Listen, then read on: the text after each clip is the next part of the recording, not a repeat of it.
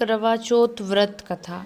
एक गांव में एक साहूकार के 7 बेटे और एक बेटी थी। सिठानी ने सातों बहुओं और बेटों सहित कार्तिक कृष्ण पक्ष चौथ को करवा चौथ का व्रत किया। उसकी लड़की के भाई हमेशा अपनी बहन के साथ भोजन करते थे। उस दिन भी भाइयों ने बहन को भोजन के लिए बोला। तब बहन बोली, भैया आज मेरा करवा चौथ का व्रत है, इसलिए मैं चांद उगेगा तब ही खाना खाऊंगी। भाइयों ने सोचा कि बहन भूखी रहेगी, इसलिए एक भाई ने दिया जलाया, एक भाई ने चलनी लेकर पहाड़ी पर चढ़ गया। दिया जलाकर चालनी डर कर कहा कि बहन चांद उग गया, अर्घ दे ले और खाना खा ले। तब बहन ने भाभीयों से आकर कहा कि भाभी चांद देखकर लो। अब भाभी बोली कि बाई जी ये तो चांद तुम्हारे लिए उगा है, तुम देख लो, हमारा चांद तो रात को दिखेगा। अकेले ही खाना खाने बैठी। पहले कोर में ही बाल आया, दूसरे कोर में खाने लगी तो उसके ससुराल से बुलावा आ गया कि जवाई राजा बहुत बीमार हैं, सो बहू को जल्दी भेजो। माँ ने जैसे ही कपड़े निकालने के लिए बक्सा खोला, 3 बार ही सभी भी कभी सफ़ेद कभी काली कभी नीली कपड़े ही हाथ में आए। माँ ने एक सोने का सिक्का पल्ले से बांध दिया और कहा कि रास्ते में सबके पैर छूती जाना, जो भी तुझे अमर सुहाग का आशीर्वाद देवे उसको यही सोने का सिक्का देना और पल्ले से गांठ बांध लेना। रास्ते में सब औरतें भाइयों का सुख देखना की आशीर्वाद देती गई, किसी ने भी सुहाग का आशीर्वाद नहीं दिया। ससुराल के दरवाजे पर पहुंची ने पर पलने में सोते हुई जेठूती जेठ की लड़की झूल रही थी, उसके पैर छूने लगी तो वे बोली कि सिली हो, सपूती हो, 7 पुत्रों की माँ हो। ये वाक्य सुनते ही हुए उसने जल्दी से सोने का सिक्का निकालकर उसे दे दिया और पल्ले के गांठ बांध ली। अंदर गई तो पति मरा पड़ा था। बहू ने अपने मरे हुए पति को जलाने के लिए नहीं ले जाने दिया और बोली, मेरे लिए एक अलग से झोंपड़ी बनवा दो और मैं वहीं अपने मरे हुए पति को लेकर रहने लगी।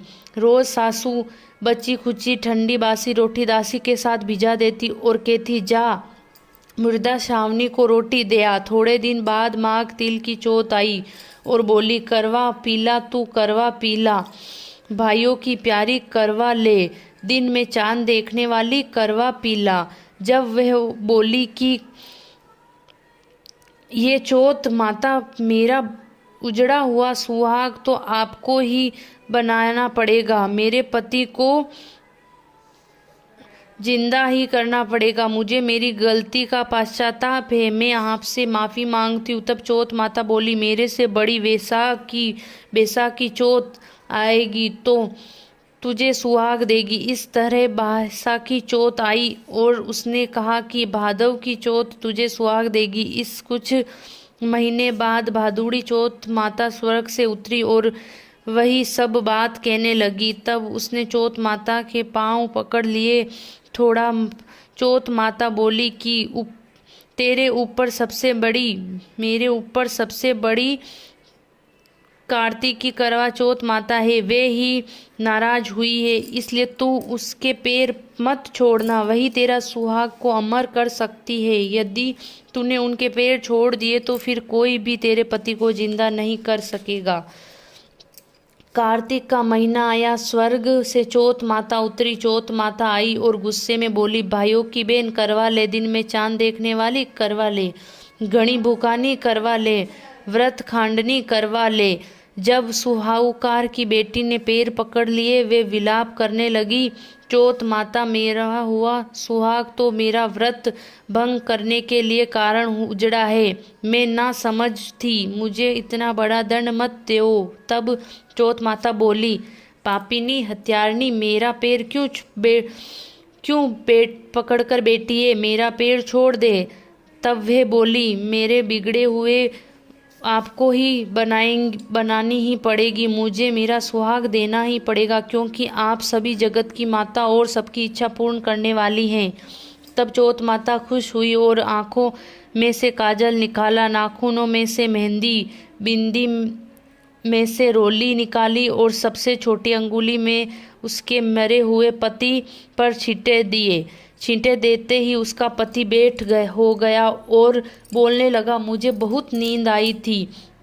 जब वह बोली, मुझे तो 12 महीने हो गए हैं, मुझे तो चौथ माता ने सुहाग दिया है। तब पति बोला कि चौथ माता की विधि विधान से उजमना करो। उधर ननद रोटी देने आई तो उसने 2 जने को बोलते की आवाज़ सुनकर अपनी माँ को जाकर बोली कि भाभी तो पता नहीं किससे बात कर रही है। तब सासू ने जाकर देखा कि बहू वे बेटा दोनों जिम रहे हैं, वे चौपड़ पासे खेल रहे हैं। देखकर वे बहुत खुश हुई और पूछने लगी, ये कैसे हुआ? बहू बोली, ये सब मुझे मेरी चौथ माता ने दिया है। और सासू जी के पैर छूने लगी और सास ने अमर सुहाग के आशीर्वाद दी, लेकिन बोली कि पूरे नगर वासियों को ये बात कैसे सच लगेगी।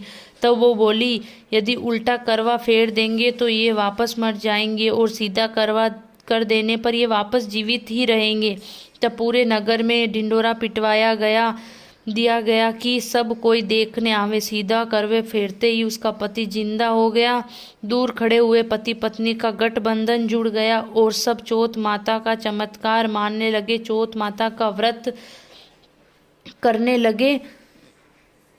चौथ माता जैसा साहूकार की बेटी और सुहाग उजाड़ा, वैसा किसी का नहीं उजाड़ना। जैसा वापस उसका पति जीवित किया, वैसा सभी का करना। कहने सुनने वाले को, हुकारा भरने वालों को, सभी की मनोकामना पूर्ण करना, मंगल करनी, दुख हरनी। चौथ माता की जय। जय चौथ माता।